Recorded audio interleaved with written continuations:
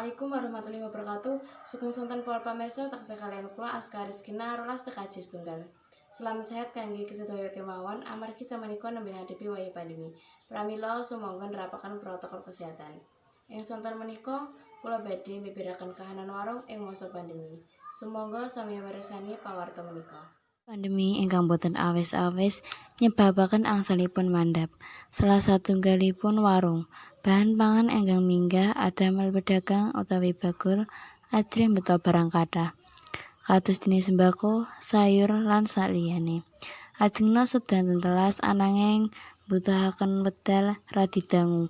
Ingkang biasanipun satunggal dumugi kalih dinten, saniki saged sekawan dumugi gangsal dinten. Ingkang nyebabaken modal belanja boten wangsul. Pun mbok keadaan warung ing masa pandemi menika. Ya sepi, Nduk. Saiki ora enak apa-apa. Lagi sepi. Wet. Penghasilanipun pripun? Penghasilane rada kurang, biasane akeh saiki kari sethithik.